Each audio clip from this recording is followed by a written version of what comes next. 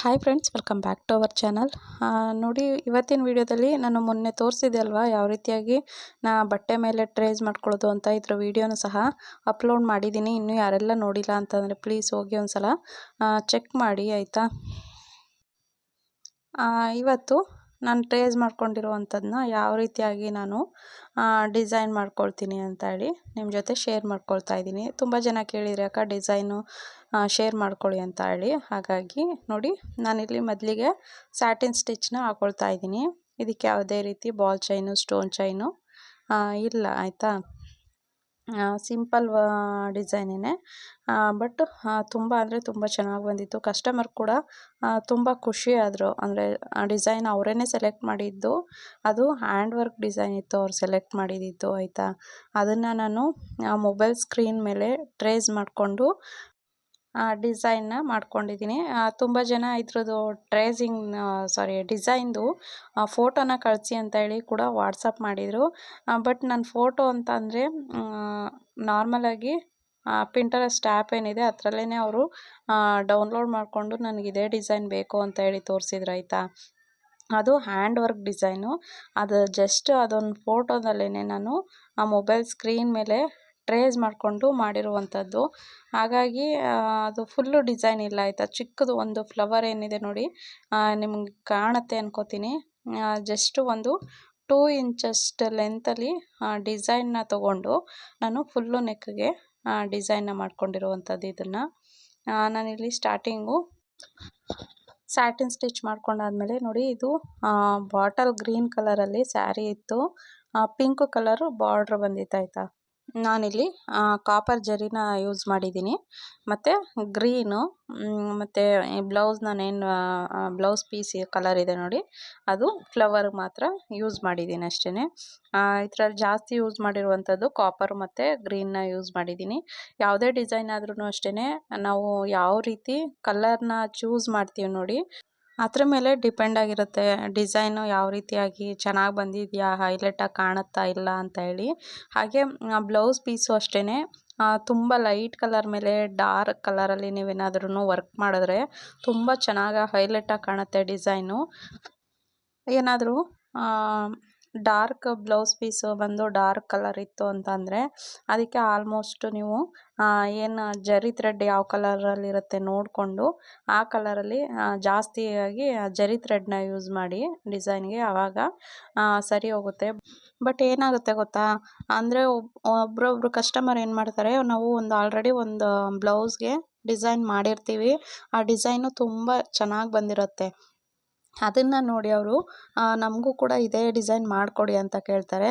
ಅವ್ರಿಗೆ ಮಾಡಿಕೊಟ್ಟಾಗ ಡಿಸೈನು ಅಷ್ಟೊಂದು ಹೈಲೈಟಾಗಿ ಬಂದಿರೋದಿಲ್ಲ. ಆವಾಗ ಅದು ಏನಕ್ಕೆ ಕಾರಣ ಅಂತಂದರೆ ಇದೇನೆ, ನೀವು ಯಾವ ರೀತಿಯಾಗಿ ಬ್ಲೌಸ್ ಸ್ಯಾರಿ ಕಲರ್ ಯಾವ ರೀತಿ ಬಂದಿರುತ್ತೆ ಅದ್ರ ಮೇಲೆ ನಿಮಗೆ ಡಿಸೈನ್ನ ನೀವು ಸೆಲೆಕ್ಟ್ ಮಾಡಬೇಕಾಗತ್ತೆ.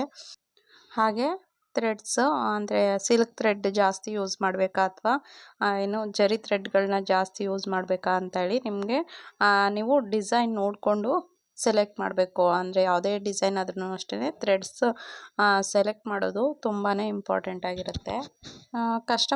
ನಾನು ಕಸ್ಟಮರ್ಗೆ ಸ್ಲೀವ್ದು ಏನಾಯಿತು ಅಂತಂದರೆ ಸೆಂಟರು ಪ್ಲೇನ್ ಬಾರ್ಡರ್ ಇತ್ತು, ಆಮೇಲೆ ಎಡ್ಜಲ್ಲಿ ಬಾರ್ಡರಲ್ಲಿ ಡಿಸೈನ್ ಇತ್ತು. ನಾನು ಹೇಳಿದೆ ಅವ್ರಿಗೆ ಪ್ಲೇನ್ ಜರಿ ಥ್ರೆಡ್ ಏನು ಬಂದಿದೆ ನೋಡಿ ಅಲ್ಲಿ ಡಿಸೈನ್ನ ಮಾಡಿಸಿ ತುಂಬ ಚೆನ್ನಾಗಿ ಕಾಣುತ್ತೆ ಅಂತ ಹೇಳಿ. ಬಟ್ ಅವರು ಇಲ್ಲ, ನಾನು ಫೋಟೋದಲ್ಲಿ ಏನು ಕಳಿಸಿದ್ದೀನಿ ನೋಡಿ ಅದರಲ್ಲಿ ಹೇಗಿದೆ ಹಾಗೆ ಮಾಡಿ ಅಂತ ಅಂದರು. ಈ ಕಸ್ಟಮರ್ಗೆ ಅದೇ ಆಗಿದ್ದು, ನಿಮ್ಮ ಮಾತು ಕೇಳಬೇಕಿತ್ತು ನಾನು, ಚೆನ್ನಾಗಿ ಬಂದಿರೋದು ಅಂತ ಅಂದರು. ಯಾಕಂದರೆ ಬಾರ್ಡರು ಏನು ಕೆಳಗಡೆ ಸ್ಲೀವ್ ಹತ್ರ ಡಿಸೈನ್ ಇತ್ತು, ಮಧ್ಯ ಸೆಂಟರ್ಗೆ ಪ್ಲೇನ್ ಜರಿ ಬಂದಿತ್ತು. ನಾನು ಹೇಳಿದೆ ಅವ್ರಿಗೆ ಜರಿ ಎಲ್ಲಿ ಬಂದಿದೆ ನೋಡಿ ಅಲ್ಲಿ ನೀವು ಡಿಸೈನ್ ಮಾಡಿಸಿದಾಗ ಬಾರ್ಡರಲ್ಲಿರುವಂಥ ಡಿಸೈನು ಹೈಲೈಟ್ ಆಗುತ್ತೆ, ಮತ್ತು ಎಂಬ್ರಾಯ್ಡ್ರಿ ಡಿಸೈನು ಕೂಡ ಹೈಲೈಟ್ ಆಗುತ್ತೆ. ನೀವು ಬಾರ್ಡರ್ ಡಿಸೈನ್ ಮೇಲೇ ಎಂಬ್ರಾಯ್ಡ್ರಿ ಮಾಡಿಸ್ಬಿಟ್ರೆ ಏನಾಗ್ಬಿಡುತ್ತೆ, ಮಧ್ಯದಲ್ಲಿ ಸ್ಲೀವ್ ಮಧ್ಯದಲ್ಲಿ ಬಂದು ಫುಲ್ಲು ಪ್ಲೇನ್ ಜರಿ ಇತ್ತು, ಆವಾಗ ನಿಮಗೆ ಫುಲ್ಲು ಪ್ಲೇನ್ ಥರ ಅನಿಸುತ್ತೆ ಸ್ಲೀವೆಲ್ಲ. ಆಮೇಲೆ ಡಿಸೈನು ಅಷ್ಟೇ, ಅಷ್ಟು ಬಾರ್ಡರ್ ಮೇಲೆ ಡಿಸೈನ್ ಮಾಡಿದಾಗ ಅಷ್ಟು ಹೈಲೈಟಾಗಿ ಕಾಣಲ್ಲ. ನಾನಿಲ್ಲಿ ಬ್ಯಾಕ್ ಡಿಸೈನ್ ಏನು ಮಾಡಿದ್ದೀನಿ ನೋಡಿ, ಇದು ತುಂಬಾ ಚೆನ್ನಾಗಿ ಕಾಣ್ತಿತ್ತು. ಬಟ್ ಅವರು ಹೇಳಿದರು ನನಗಿಲ್ಲ, ನಾನು ಯಾವ ರೀತಿ ಫೋಟೋ ಕಳಿಸಿದ್ದೀನಿ ನೋಡಿ ಅದೇ ರೀತಿಯಾಗಿ ಮಾಡಿ ಅಂತ ಅಂದಿದ್ರು. ಅದಕ್ಕೋಸ್ಕರ ಅದೇ ಮಾಡಿದೆ ನಾನು. ಆಮೇಲೆ ಅವರು ಹೇಳಿದ್ರು, ನಿಮ್ಮ ಮಾತು ಕೇಳಬೇಕಿತ್ತು ನಾನು, ತುಂಬ ಚೆನ್ನಾಗಿ ಬಂದಿರೋದು. ಬಟ್ ಸ್ಲೀವಿಗೆ ಬಂದಿರೋದು ಏನು ಅಷ್ಟೊಂದು ಹೈಲೈಟ್ ಆಗ್ತಾಯಿಲ್ಲ. ಡಿಸೈನ್ ಮಾತ್ರ ತುಂಬ ಚೆನ್ನಾಗಿ ಬಂದಿದೆ, ಬಟ್ ಅಷ್ಟೊಂದು ಹೈಲೈಟಾಗಿ ಕಾಣ್ತಿಲ್ಲ ಅಂತೇಳಿ. ಅದಕ್ಕೋಸ್ಕರ ನಾನೆಲ್ಲ ಕಸ್ಟಮರ್ಗೂ ಅಷ್ಟೇ, ನಾನು ಅದು ಸ್ಯಾರಿ ಏನು ತಂದುಕೊಡ್ತಾರೆ ಆ ಸ್ಯಾರಿ ಬಾರ್ಡರ್ ಯಾವ ರೀತಿಯಾಗಿ ಡಿಸೈನ್ ಇದೆ ನೋಡಿಕೊಂಡು ಅದ್ರ ಮೇಲೆ ಡಿಸೈನ್ನ ಅವರು ಯಾವುದೇ ಡಿಸೈನ್ ತೋರಿಸಿದ್ರು ಅಷ್ಟೇ, ಈ ರೀತಿಯಾಗಿ ಮಾಡಿಸಿದ್ರೆ ನಿಮಗೆ ಚೆನ್ನಾಗಿ ಕಾಣುತ್ತೆ ಅಂತ ಹೇಳಿ ಸಜೆಸ್ಟ್ ಮಾಡೋದು ನಮ್ಮ ಕೆಲಸ ಅಷ್ಟೇ. ಇಲ್ಲ ನಮಗೆ ಇದೇ ರೀತಿಯಾಗಿ ಬೇಕು ಅಂತಂದರೆ ಕಸ್ಟಮರ್ ಯಾವ ರೀತಿಯಾಗಿ ಕೇಳ್ತಾರೆ ಆ ರೀತಿಯಾಗಿ ಮಾಡ್ಕೊಳ್ಳೋದು ಅಷ್ಟೇ ನಮ್ಮ ಕೆಲಸ ಆಗಿರುತ್ತೆ. ಆದಷ್ಟು ಸಜೆಷನ್ ಅಂತೂ ಕೊಡ್ತೀನಿ ಪ್ರತಿ ಕಸ್ಟಮರ್ಗೂ ಏನಾದರೂ ಡಿಸೈನ್ ಹೇಳಿದ್ರೆ. ನೋಡಿ ನಾನಿಲ್ಲಿ ಏನು ಬ್ಲೌಸ್ ಪೀಸ್ ಏನು ಕಲರ್ ಇದೆ ನೋಡಿ, ಪಿಂಕ್ ಕಲರ್ ಇದೆ, ಇದೊಂಥರ ಬೀಟ್ರೂಟ್ ಪಿಂಕ್ ಬರುತ್ತೆ ನೋಡಿ, ಆ ಥರ ಪಿಂಕ್ ಕಲರ್ ಬ್ಲೌಸು. ನಾನು ಅದಕ್ಕೆ ಸ್ವಲ್ಪ ಲೈಟ್ ಶೇಡ್ ತೊಗೊಂಡಿದ್ದೀನಿ. ಯಾಕಂದರೆ ಫ್ಲವರು ಚೆನ್ನಾಗಿ ಕಾಣಬೇಕಂದ್ರೆ ಹೈಲೈಟಾಗಿ ಕಾಣಬೇಕಲ್ವ, ಹಾಗಾಗಿ ಸ್ವಲ್ಪ ಶೇಡ್ ಒಂಚೂರು ಲೈಟಾಗಿರುವಂಥದ್ದನ್ನ ಯೂಸ್ ಮಾಡಿದ್ದೀನಿ, ಸಿಲ್ಕ್ ಥ್ರೆಡ್ಡು. ಸೇಮ್ ಅದೇ ಕಲರಲ್ಲಿ ನಾವು ಯೂಸ್ ಮಾಡಿದ್ರೆ ಏನಾಗುತ್ತೆ, ಫ್ಲವರು ಅಷ್ಟಾಗಿ ಕಾಣೋದಿಲ್ಲ, ಸೇಮ್ ಒಂದೇ ರೀತಿ ಬ್ಲೌಸ್ ಪೀಸ್ ಥರನೇ ಕಾಣ್ತಾ ಇರುತ್ತೆ. ಅದಕ್ಕೋಸ್ಕರ ನೋಡಿ ಇಲ್ಲಿ ಎರಡು ರೀತಿಯಾಗಿ ಲೀಫ್ ಡಿಸೈನ್ನ ಮಾಡ್ಕೊಂಡಿದ್ದೀನಿ. ಮಾಡಿಕೊಂಡು ಪಿಂಕ್ ಕಲರ್ ಥ್ರೆಡ್ಡಲ್ಲಿ ಈಗ ಫ್ಲವರ್ನ ಹಾಕ್ಕೊಳ್ತಾ ಇದ್ದೀನಿ. ಈ ಡಿಸೈನು ಅಷ್ಟೇ, ಯಾವುದೇ ರೀತಿ ಬಾಲ್ ಚೈನು ಸ್ಟೋನ್ ಚೈನು ಏನೂ ಇಲ್ಲ, ಬಟ್ ಬರೀ ಥ್ರೆಡ್ ವರ್ಕು, ಅಲ್ಲಲ್ಲಿ ಒಂದೊಂದು ಸ್ಟೋನ್ನ ಆ್ಯಡ್ ಮಾಡಿದೆ ಲಾಸ್ಟಲ್ಲಿ. ಹಾಗೆ ಯಾವುದೇ ಡಿಸೈನ್ ಮಾಡಿದ್ರು ಅಷ್ಟೇ ಪ್ರೈಸ್ ಎಷ್ಟು ಅಂತ ಹೇಳಿ ಕಮೆಂಟ್ ಬಂದೇ ಬರುತ್ತೆ. ಅದಕ್ಕೋಸ್ಕರ ಹೇಳ್ತಾ ಇದ್ದೀನಿ. ನಾನು ಇದಕ್ಕೆ 700 ರುಪೀಸ್ ಚಾರ್ಜ್ ಮಾಡ್ತೀನಿ. ಯಾವುದೇ ರೀತಿ ಸ್ಟೋನ್ ಚೈನ್ ಬಾಲ್ ಚೈನ್ ಇಲ್ಲದೆ ಇರೋ ಕಾರಣ. ಸ್ಟೋನ್ ಚೈನ್ ಬಾಲ್ ಚೈನ್ ಏನಾದ್ರು ಆ್ಯಡ್ ಮಾಡಿದ್ರೆ ನೀವು 800 850ವರೆಗೆ ಚಾರ್ಜ್ ಮಾಡ್ಬೋದು. ಬಟ್ ಎಕ್ಸ್ಟ್ರಾ ಸ್ಟಿಚಿಂಗ್ ಚಾರ್ಜಸ್ ಇರುತ್ತೆ. ನೋಡಿ ಫ್ಲವರು ಕಂಪ್ಲೀಟ್ ಆಯಿತು. ಇವಾಗ ನಾನು ಎಕ್ಸ್ಟ್ರಾ ಥ್ರೆಡ್ ಏನಿದೆ ನೋಡಿ ಅದನ್ನು ಪೂರ್ತಿಯಾಗಿ ರಿಮೂವ್ ಮಾಡ್ಕೊಳ್ತೀನಿ. ಔಟ್ಲೈನ್ ಕೊಡಬೇಕಾದ್ರೆ ಏನಾಗುತ್ತೆ ಅಂತಂದರೆ ಅಲ್ಲಲ್ಲಿ ಥ್ರೆಡ್ ಆ್ಯಡ್ ಆಗುತ್ತಲ್ವ, ಆವಾಗ ಅಷ್ಟು ಚೆನ್ನಾಗಿ ಕಾಣೋದಿಲ್ಲ. ಎಕ್ಸ್ಟ್ರಾ ಮೇಲ್ಗಡೆ ಥ್ರೆಡ್ ಏನಿದೆ ಅದನ್ನೆಲ್ಲನೂ ರಿಮೂವ್ ಮಾಡಬೇಕಾಗತ್ತೆ. ನೋಡಿ ರಿಮೂವ್ ಮಾಡ್ಕೊಂಡಾದ್ಮೇಲೆ ನಾನಿಲ್ಲಿ ಕಾಪರ್ ಕಲರ್ ಜರಿ ಥ್ರೆಡ್ಡಲ್ಲಿ ಈಗ ನೀಟಾಗಿ ಫ್ಲವರ್ಗೆ ಮತ್ತು ಅಲ್ಲಲ್ಲಿ ಒಂದೊಂದು ಫ್ಲವರ್ ಶೇಪಲ್ಲಿ ಬಟನ್ ಸ್ಟಿಚ್ ಬರುತ್ತೆ, ಅದನ್ನು ಹಾಕ್ಕೊಳ್ತೀನಿ. ನೋಡಿ ನಾನಿಲ್ಲಿ ಫ್ಲವರ್ ಶೇಪಲ್ಲಿ ನೋಡಿ ಸೆಂಟರಲ್ಲಿ ಒಂದು ಮತ್ತು ಸುತ್ತ 5 ಬಟನ್ ಸ್ಟಿಚ್ ಬರುತ್ತೆ ಆಯಿತಾ. ನೀಟಾಗಿ ಈ ರೀತಿ ಹಾಕ್ಕೊಳ್ಬೇಕಾಗತ್ತೆ. ಯಾರೆಲ್ಲ ಬಿಗಿನರ್ಸ್ ಇವಾಗ ತಾನೇ ಏನು ಎಂಬ್ರಾಯ್ಡ್ರಿ ಕಲಿತಾ ಇದ್ದೀರಾ ನೋಡಿ, ಆದಷ್ಟು ಈ ಸ್ಟಿಚ್ನ ನೀವು ಚೆನ್ನಾಗಿ ಪ್ರಾಕ್ಟೀಸ್ ಮಾಡಬೇಕಾಗತ್ತೆ. ಬಟನ್ ಸ್ಟಿಚ್ನ ತುಂಬ ಇಂಪಾರ್ಟೆಂಟು. ಇದೂ ಅಷ್ಟೇ, ಯಾವುದೇ ಡಿಸೈನ್ ಮಾಡಬೇಕಾದ್ರೂ ಅಷ್ಟೇ ಪರ್ಫೆಕ್ಟಾಗಿ ಬಂದರೆ ಡಿಸೈನು ತುಂಬ ಚೆನ್ನಾಗಿ ಕಾಣೋದು. ಹಾಗಾಗಿ ಸ್ವಲ್ಪ ಚೆನ್ನಾಗಿ ಬಟನ್ ಸ್ಟಿಚ್ನು ಕೂಡ ಪ್ರಾಕ್ಟೀಸ್ ಮಾಡಿ ಆಯಿತಾ. ನೋಡಿ ಈ ರೀತಿಯಾಗಿ ಬಟನ್ ಸ್ಟಿಚ್ ಮಾಡಿಕೊಂಡು ಔಟ್ಲೈನ್ನ ಕೊಟ್ಕೊಳ್ತೀನಿ. ಹಾಗೆ ಒಬ್ಬರು ಕೇಳಿದರು, ಸ್ಲೀವ್ನ ನಾವು ಯಾವ ರೀತಿ ಮೇಲ್ಗಡೆ ಎಷ್ಟು ಇಂಚು ಬಿಡಬೇಕು ಮತ್ತು ಕೆಳಗಡೆ ಎಷ್ಟು ಇಂಚು ಬಿಟ್ಟು ಬುಟ್ಟನ ಹಾಕಬೇಕು ಅಂತ ಹೇಳಿ.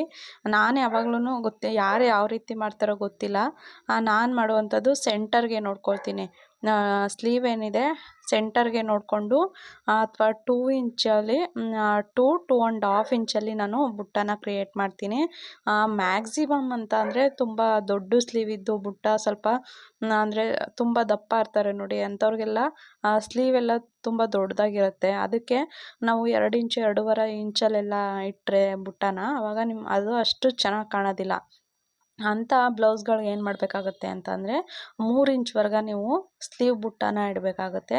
ನೋಡಿಕೊಂಡು ಸೆಂಟರ್ಗೆ ನೋಡಿಕೊಂಡು ಬುಟ್ಟನ ಎಷ್ಟು ಇಂಚಲ್ಲಿ ಇಡಬೇಕು ಅನ್ನೋದನ್ನು ನೀವೇ ಸೆಲೆಕ್ಟ್ ಮಾಡಬೇಕಾಗತ್ತೆ. ಯಾಕಂದರೆ ಕೆಲವೊಂದು ಬುಟ್ಟ ಡಿಸೈನ್ಗಳು 6 ಇಂಚು 7 ಇಂಚ್ವರೆಗೆ ನೀವು ಯಾವ ರೀತಿ ಕ್ರಿಯೇಟಿವಿಟಿಯಾಗಿ ಬುಟ್ಟ ಡಿಸೈನ್ನ ಮಾಡ್ತೀರಾ ಅದ್ರ ಮೇಲೂ ಕೂಡ ಡಿಪೆಂಡ್ ಆಗಿರುತ್ತೆ. ಬಟ್ ನಾನು ಇವಾಗ ಹೇಳಿರುವಂಥದ್ದು ಸಿಂಗಲ್ ಬುಟ್ಟ ಅಂದರೆ ಸಿಂಪಲ್ಲಾಗಿ ಸಿಂಗಲ್ ಬುಟ್ಟಗಳನ್ನ ಮಾಡೋದಕ್ಕೆ ಇಷ್ಟು ತೊಗೊಂಡ್ರಿ ಅಂದರೆ 2-2.5 ದೊಡ್ಡ ಸೈಜ್ ಸ್ಲೀವ್ ಆದರೆ 3 ಇಂಚ್ವರೆಗೆ ತೊಗೊಳ್ಬೋದು. ಇಲ್ಲ ಅಂದರೆ ನೀವು 10 ಇಂಚ್ ಸ್ಲೀವ್ಗೆ ನೀವು 7 ಇಂಚು 6 ಇಂಚ್ವರೆಗೆ ಬುಟ್ಟ ಡಿಸೈನ್ನ ಮಾಡ್ಕೊಳ್ಬೋದು. ಅದು ನೀವು ಯಾವ ರೀತಿ ಬುಟ್ಟಗಳನ್ನ ಮಾಡ್ತೀರೋ ಅದ್ರ ಮೇಲೆ ಡಿಪೆಂಡ್ ಆಗಿರುತ್ತೆ ಅಷ್ಟೇ. ನಿಮ್ಮ ಕ್ವಶನ್ಗೆ ಆನ್ಸರ್ ಸಿಕ್ಕಿದೆ ಅಂತ ಅನ್ಕೋತೀನಿ. ಹಾಗೆ ಯಾರೆಲ್ಲ ಹೊಸ್ದಾಗಿ ನನ್ನ ಚಾನಲ್ನ ನೋಡ್ತಾ ಇದ್ದೀರೋ ಪ್ಲೀಸ್ ಸಬ್ಸ್ಕ್ರೈಬ್ ಮಾಡ್ಕೊಂಡು ಸಪೋರ್ಟ್ ಮಾಡಿ ಫ್ರೆಂಡ್ಸ್. ಈ ವಿಡಿಯೋ ನಿಮಗೆ ಹೇಗೆ ಅನಿಸ್ತು ಅಂತ ಹೇಳಿ ನಿಮ್ಮ ಅನಿಸಿಕೆ ಮತ್ತು ಅಭಿಪ್ರಾಯಗಳನ್ನು ಸಹ ಕಮೆಂಟ್ ಮಾಡಿ ತಿಳಿಸಿ. ಆದಷ್ಟು ಈ ವಿಡಿಯೋ ನಿಮಗೆ ಸ್ವಲ್ಪನಾದ್ರು ಯೂಸ್ಫುಲ್ ಆಗುತ್ತೆ ಅನ್ಸಿದ್ರೆ ನಿಮ್ಮ ಫ್ಯಾಮಿಲಿ ಮತ್ತು ಫ್ರೆಂಡ್ಸ್ ಜೊತೆ ಶೇರ್ ಮಾಡ್ಕೊಳ್ಳಿ ವಿಡಿಯೋನ. ನೋಡಿ, ಎಕ್ಸ್ಟ್ರಾ ಥ್ರೆಡ್ ಏನಿದೆ ಎಲ್ಲನೂ ಕೂಡ ರಿಮೂವ್ ಮಾಡ್ಕೊಳ್ತಾ ಇದ್ದೀನಿ. ರಿಮೂವ್ ಮಾಡಿಕೊಂಡು ಈಗ ಔಟ್ಲೈನ್ ಕೊಟ್ಕೊಳ್ತೀನಿ.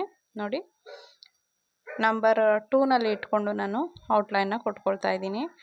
2 ಜಾಸ್ತಿ ಆಗುತ್ತೆ, ಬಟ್ ಯಾಕಂದರೆ ಆ ಫ್ಲವರು ಹೈಲೈಟಾಗಿ ಕಾಣಬೇಕಲ್ವ, ತುಂಬ ಸಣ್ಣದಾಗಿ ಔಟ್ಲೈನ್ ಕೊಟ್ಕೊಂಡ್ರೆ ಅಷ್ಟು ಚೆನ್ನಾಗಿ ಕಾಣೋದಿಲ್ಲ ಅಂತ ಹೇಳಿ ನಂಬರ್ 2ನಲ್ಲಿ ಇಟ್ಕೊಂಡು ಔಟ್ಲೈನ್ ಕೊಟ್ಕೊಳ್ತಾ ಇದ್ದೀನಿ. ಹಾಗೆ ನಾನು ಈ ಡಿಸೈನ್ನ ಮಾಡೋದಕ್ಕೆ 2 ದಿನ ತೊಗೊಂಡಿದ್ದೀನಿ. ಯಾಕಂದರೆ ನೈಟು ಡಿಸೈನ್ ಮಾಡೋದ್ರಿಂದ, ಮನೆಯಲ್ಲಿ ಎಂಬ್ರಾಯ್ಡ್ರಿ ಮಾಡೋದ್ರಿಂದ ಏನಾಗುತ್ತೆ, ಟೈಮ್ ಸಿಗೋದಿಲ್ಲ. ಮಾರ್ಕಿಂಗು ಮತ್ತು ಡಿಸೈನು ಎಲ್ಲ ಮಾಡೋದಕ್ಕೆ ತುಂಬಾ ಟೈಮ್ ತೊಗೊಳುತ್ತೆ. ಹಾಗಾಗಿ 2 ದಿನ ನೈಟು ಒಂದು 8 ಗಂಟೆ 8:30 ಥರ ಕೂತ್ಕೋತೀನಿ ಎಂಬ್ರಾಯ್ಡ್ರಿ ಮಾಡೋದಕ್ಕೆ. 2 ನೈಟ್ ತೊಗೊಂಡಿದ್ದೀನಿ. ಯಾಕಂದರೆ ಟ್ರೇಸಿಂಗು ಮತ್ತು ಬ್ಯಾಕ್ ಡಿಸೈನು ಒಂದು ದಿನ ಮಾಡ್ಕೊಂಡಿದ್ದೀನಿ, ಮತ್ತು ಫ್ರಂಟ್ ಡಿಸೈನು ಸ್ಲೀವ್ನ ಇನ್ನೊಂದು ದಿನ ಮಾಡಿದ್ದೀನಿ.